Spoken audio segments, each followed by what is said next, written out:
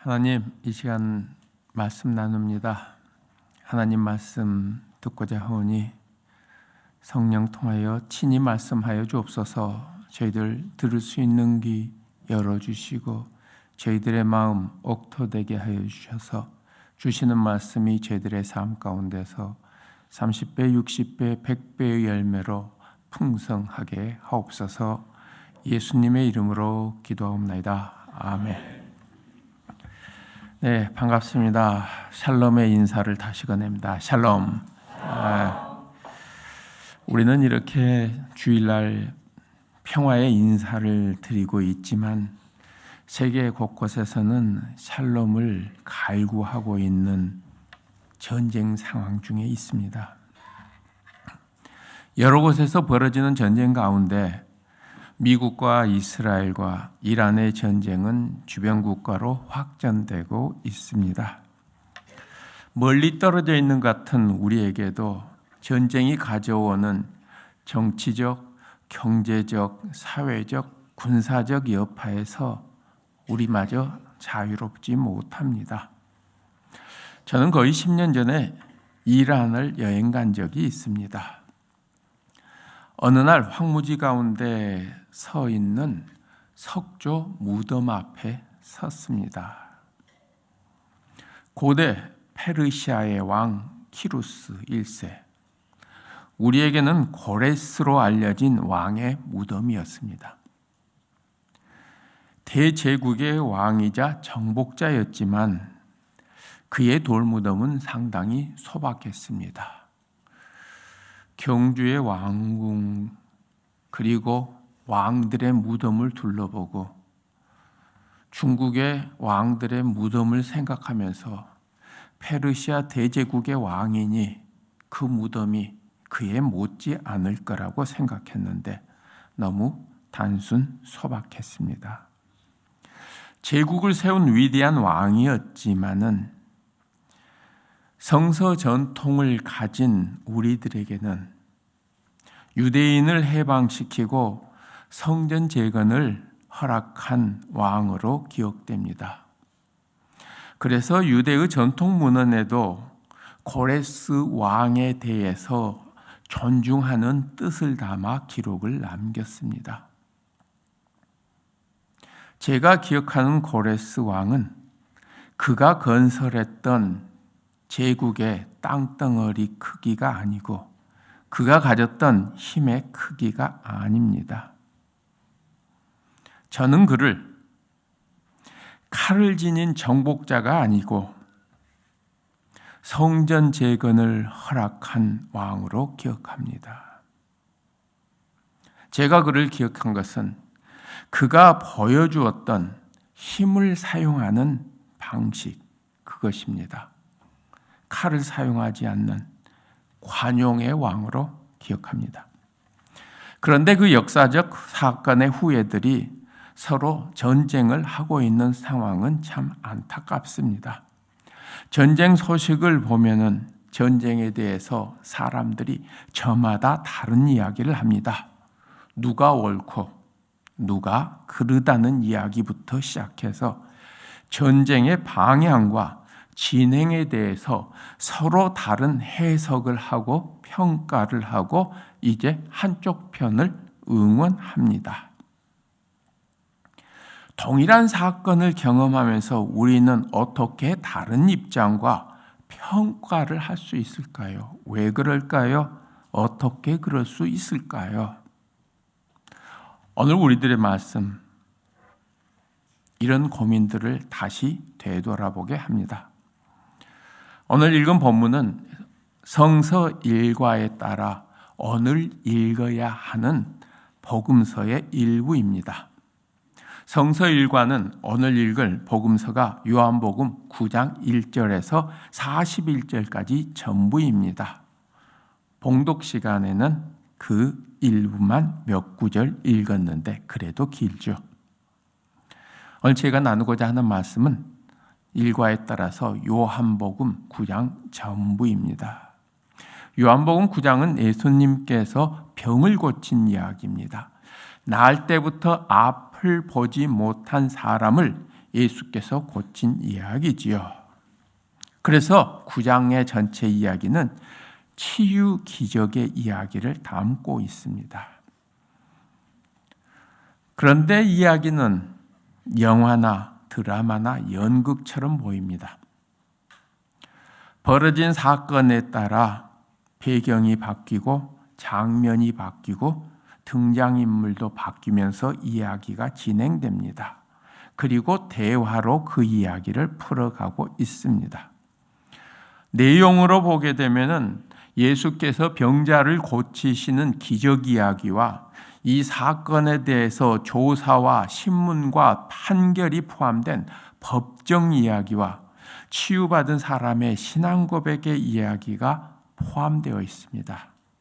저는 이 이야기를 7개 장면으로 나누어 살펴보고자 합니다. 먼저 장면 1, 배경은 길입니다. 예수와 제자들과 시각장애인이 등장합니다. 대화는 이렇습니다. 선생님, 이 사람이 시각장애인으로 태어난 것이 누구의 죄 때문입니까? 자기 죄입니까? 부모의 죄입니까? 이 사람이나 그의 부모의 죄 때문은 아니다. 이 사람에게서 하나님의 일이 나타나려는 것이다. 제자와 문답 후에 예수께서는 땅에 침을 뱉어서 진흙을 만들어 눈에 바르며 이야기합니다. 가서 실로암 모세가 씻어라. 시각장애인 대답합니다. 네, 선생님. 이제 장면이 바뀝니다. 배경은 실로암 연못입니다. 여기가 실로암 연못인가? 중얼거리면서 눈을 씻던 시각장애인이 기뻐서 외칩니다. 보인다. 보여. 내가 볼 수 있게 됐어. 바로 장면이 바뀝니다. 동네입니다. 세 번째 장면입니다. 등장인물은 동네 사람들과 이제까지 볼 수 없었던 치유받은 시각장애인입니다. 이런 대화가 오고 갑니다. 이 사람이 늘 앉아서 구걸하던 그 사람 아니야? 옆에 사람이 이야기합니다. 아니다. 그냥 닮은 사람인데? 이렇게 대답합니다. 맞습니다. 바로 납니다. 그러니 질문이 이어집니다. 그러면 어떻게 눈을 뜨게 되었습니까? 예수라는 분이 진흙을 만들어 내 눈에 바르시고 실로암에 가서 씻으라 하셨습니다. 그래서 가서 씻었더니 보게 되었습니다. 다시 장면이 바뀌어 장면 4, 배경은 회당입니다. 바리새인들이 시각장애인이었던 사람을 신문합니다. 한 바리새인이 말합니다. 그가 안식일에 이런 일을 했다면 하나님께로부터 온 사람이 아니다. 다른 바리새인이 말합니다. 야, 그런데 죄인이 어떻게 이런 표적을 행할 수 있겠는가? 바리새인이 시각장애인이었던 사람에게 묻습니다. 너는 그 사람을 어떻게 생각하느냐? 그는 선지자입니다. 그의 대답입니다. 다시 장면이 바뀌었습니다. 장면 5입니다. 등장인물이 바리새인과 그 시각장애인이었던 사람의 부모입니다. 신문을 합니다. 이 사람이 너희 아들이냐? 태어날 때부터 시각장애인이었냐? 부모가 대답합니다. 네, 맞습니다. 우리의 아들이고 태어날 때부터 시각장애인이었습니다. 그러자 다시 묻습니다. 그러면 지금 어떻게 보게 되었느냐? 대답합니다. 그건 모릅니다. 그에게 물어보십시오. 그는 다 큰 성인입니다. 그리고 성경 본문은 왜 부모가 이런 대답을 했는지 나리에이터처럼 해설로 덧붙입니다. 장면이 바뀌어서 이제 회당에서 바리새인들이 그 시각장애인이었던 사람을 다시 불러서 신문합니다. 두 번째 신문이니 긴장도가 더 높아졌습니다. 바리새인이 말합니다. 하나님께 영광을 돌려라. 우리는 그 사람이 죄인인 줄 안다. 그가 대답합니다. 그가 죄인인지 아닌지는 모르겠습니다. 내가 한 가지 아는 것은 내가 시각장애인이었다가 지금은 본다는 겁니다. 바리새인이 다시 묻습니다. 그가 내게 무엇을 했느냐? 대답합니다. 이미 말했습니다. 왜 다시 들으려고 합니까? 당신들도 그의 제자가 되려 합니까? 언성이 조금 높아진 듯합니다. 바리새인들이 분노합니다. 너는 그의 제자다. 우리는 모세의 제자다. 그가 말합니다. 하나님이 죄인의 말을 듣지 않으신다는 것을 우리는 압니다. 시각장애인으로 태어난 사람의 눈을 뜨게 했다는 말을 나는 들어본 적이 없습니다. 그와 바리새인들 사이에 침묵이 흐릅니다. 바리새인들이 분노합니다. 내가 원통 죄 가운데서 태어나 우리를 가르치려 하느냐. 이제 그를 쫓아냅니다. 장면이 바뀌어 마지막 장면이 됩니다. 예수와 치유받은 사람들이 대화를 합니다. 내가 인자를 믿느냐? 주여 그가 누구십니까? 내가 믿겠나이다. 지금 너와 말하고 있는 내가 그이다. 주여 내가 믿습니다. 이렇게 경배를 하면서 말합니다. 예수께서 말씀하십니다. 나는 보지 못하는 사람들을 보게 하고 본다고 하는 사람들을 시각장애인이 되게 하려고 이 세상에 왔다. 이게 오늘 그 긴 본문 요한복음 9장의 이야기입니다. 오늘 본문을 보면 시각장애인을 치유한 사건에 대해서 저마다 다른 이야기를 하고 있습니다. 왜 이들은 그랬을까요? 이와 동시에 동일한 사건을 경험하면서 저마다 다른 입장을 보이는 우리들의 모습이 떠올랐습니다. 오늘 본문은 단순히 시각장애인을 고치는 기적의 이야기가 아닙니다. 이 사건을 중심으로 여러 다양한 사람들이 등장합니다. 그리고 그들은 모두 다 동일한 사건에 대해서 다른 태도와 다른 말을 합니다. 그 다른 태도를 보인 아래에는 권력이나 권위와 관련된 자신들의 직접 연관성 때문에 그렇습니다. 오늘의 이야기는 치유 이야기를 보여주지만은 등장인물들이 권력에 대해서 어떻게 관련을 갖는가에 따라서 얼마나 다양한 태도를 취하고 있는가를 보여줍니다. 유대 사회 속에서 살아가면서 그들이 권력과 관계 갖는 태도가 오늘의 본문과 행동의 이면에 자리 잡고 있습니다. 등장인물별로 한번 살펴볼까요? 날 때부터 시각장애인이었던 사람이 있습니다. 오늘 본문에서는 거의 주연급 조연입니다. 그는 사회적인 약자였습니다. 구걸로 생계를 유지하던 사람이었습니다. 유대 사회에서 경제적으로나 사회적으로 최하층이었습니다. 그러나 자신이 경험한 사건에서 진실을 보고자 했던 사람입니다. 그의 태도는 처음에는 순종적입니다. 그리고 말씀대로 실로암에 가서 씻었습니다. 그런데 그 이후에 그의 태도는 점점 담대해져 갑니다. 바리새인들에게 이렇게 얘기합니다. 그는 선지자입니다. 하나님께로부터 오지 않았다면 아무 일도 할 수 없었을 겁니다. 이렇게 대답합니다. 왜 이런 태도의 변화를 가져왔을까요? 원래부터 가진 것이 없었던 그는 잃을 것도 많지 않았습니다.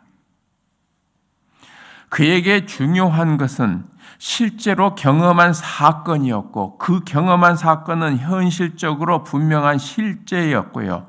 그것은 자신에게 은혜였습니다. 그에게는 바리새인들과 같은 권력을 가진 사람들이 지닌 집단의 위협이나 권위보다는 경험한 진실이 더 중요했습니다. 두 번째 등장인물 계급이 있습니다. 제자들입니다. 그들은 질문을 합니다. 상당히 신학적 질문입니다. 그런데 고통에는 무감각한 사람으로 보입니다. 이들의 신분은 예수의 제자로서 종교적인 훈련을 받은 사람들입니다. 그들이 질문합니다. 누가 죄를 지었습니까? 상당히 신학적이고 교리적 질문입니다. 이 질문은 고통을 교리로 설명하려는 태도를 담고 있습니다. 질병은 죄의 결과다. 불행에는 책임이 있다라는 당시 사회적인 통념을 그대로 수용하고 있습니다. 왜 이렇게 질문했을까요? 제자들은 권력의 구조 안에서, 사회 체제 안에서 배운 사고방식 그대로를 받아서 따르고 있습니다. 제자들은 기존의 체계를 의심하지 않았습니다. 권위라고 생각되니, 권력을 가진 것과 관련된다고 생각하니 더 이상 질문하지 않습니다. 그 체제 안에서 질문하고 해답을 찾습니다. 그 체제 안에서 질문하면 안전합니다. 왜? 질문이 체제를 건드리지 않기 때문입니다. 세 번째 종류의 사람이 있습니다. 또 다른 사람, 동네 사람들입니다. 이들은 어떻습니까? 이들은 현실 적응형 사람들로 보입니다. 그 사람이 맞다. 아니다. 비슷한 사람이야. 이렇게들 이야기합니다. 왜 이런 반응을 보일까요? 이들은 확신을 피하고자 합니다. 책임 있는 발언을 하지 않으려고 합니다. 권력을 가진 사람들의 눈치를 보고 있습니다. 이들은 나는 잘 모르겠다. 이렇게 빠져나가려고 합니다. 권력 앞에서 중립을 보이는 것처럼 보이지만 사실상 침묵으로 현재의 권력에게 동조하고 있습니다. 네 번째 부류의 사람들은 부모입니다. 부모는 출교가 두려운 사람입니다. 유대 공동체의 구성원입니다. 이들은 예수 그리스도를 주라고 시인한다면 출교당하는 것이 결정된 상태라는 것을 이미 알고 있었습니다. 그래서 이렇게 말합니다. 그가 우리 아들인 것은 압니다. 어떻게 보게 되었는지는 우리는 모릅니다. 그에게 물어보세요. 완전한 거짓말은 아닙니다. 아들이라고 했으니까요. 절반의 사실입니다. 그런데 절반은 이야기하지 않습니다. 당시 유대 사회에서 출교는 단순히 종교적 징계가 아닙니다. 사회적으로 사망 선고입니다. 공동체로부터 단절되고요. 경제적 활동이 어려워지고요. 그래서 생존이 위협해집니다. 어쩌면 나머지 가족들을 보호하려는 본능도 이 부모들에게 작용했는지 모르겠습니다. 사람들은 권력이 생존을 위협할 때 절반의 진실만을 이야기합니다. 오늘의 부모처럼요. 이에 반해 다른 사람들이 등장하죠. 바리새인들입니다. 이들은 종교 권력을 가진 사람들입니다. 이들의 신분은 종교 지도층이었고요. 사회적으로 권위를 가진 사람들이었습니다. 이들은 시각장애인이 눈을 뜬 사건에 대해서 안식일 규정 위반을 문제 삼았습니다. 눈뜬 사실 자체를 용납하거나 인정하지 않으려 했습니다. 이들에게는 사건 자체의 사실 여부나 증거보다는 이들이 담겨 있는 체제 유지가 우선이었습니다. 그래서 이런 태도 보였습니다. 예수가 행했던 기적은 그들의 권위를 위협하는 거였습니다. 그 사건이 담고 있는 진실을 받아들이면 자신들이 가진 권력을 잃을 수도 있었습니다. 그래서 이미 결론을 내려놓고 조사를 시작합니다. 그리고 자신들의 권위에 의문을 품는 것이나 권위에 도전하는 것을 용납하지 못합니다. 다른 사람이 그것에 대해 질문하는 것을 견디지 못합니다. 그래서 이렇게 말합니다. 내가 감히 우리 위에 서느냐? 사람들은 지킬 것이 많을수록 진실보다 안전을 추구합니다. 이렇게 요한복음 9장은 시각장애인의 치유 사건을 둘러싸고 사람들이 권력과 권위 앞에서 다른 태도를 보이는 걸 드러냅니다. 이런 사람들의 모습을 통해서 우리는 권력과 그리스도의 사역 방식에 대해서 다시 한번 살펴봐야 할 겁니다. 먼저 사람들은 권력을 마주할 때 그가 가진 진짜 믿음과 자신의 정체성을 드러냅니다. 오늘의 본문을 보면 약했던 사람은 담대해지고 기득권자는 방어적이 되고 중간층은 침묵합니다. 좀 더 나누어서 보면 권력 앞에서 해석을 통해서 숨는 사람이 있습니다. 해석을 방패로 삼아 이야기하는 것은 행동하지 않겠다는 이야기입니다. 행동에는 위험이 따르기 때문입니다. 제자들과 이웃들이 보여주는 모습입니다. 제자들은 누가 죄를 지었습니까? 이렇게 질문을 했지요. 제자들은 고통을 교리로 해석하면서 이 현실과 거리두기를 합니다. 그들은 시각장애인의 상황에서 아픔을 본 것이 아니고 교리를 보고 있습니다. 이것은 자신들이 속한 체제나 권력을 흔들지 않은 아주 안전한 질문으로 통과하고자 합니다. 이웃들은 어떻습니까? 그 사람인가? 아닌가? 하면서 분명한 입장을 피합니다. 대신 애매한 태도를 취합니다. 확신하지 않습니다. 확신에는 책임이 따른다고 했지요. 그들은 너무나도 잘 알고 있었습니다. 제자들은, 이웃들은 권력의 구조 안에서 진실보다 안전하게 통과할 수 있는 해석을 선택한 사람들을 보여줍니다. 그런데 또 어떤 사람들은 권력 앞에서 생존을 선택합니다. 부모가 전형적인 모습을 보여줍니다. 유대 공동체의 구성원 신분으로 예수 그리스도를 주라고 시인하면 출교당합니다.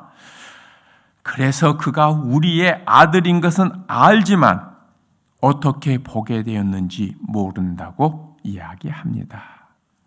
권력이 생존을 위협할 때 우리들은 진실의 절반만을 말합니다.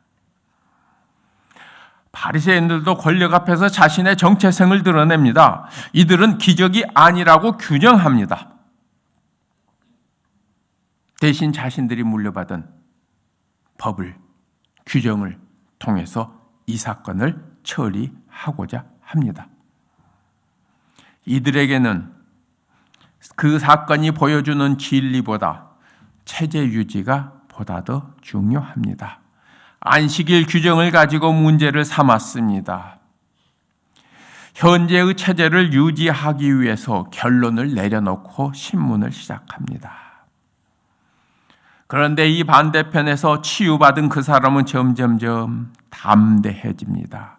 그가 하나님으로부터 오지 아니하였으면 이렇게 말하다 주를 만난 후에는 주여 내가 믿습니다. 이렇게 고백합니다.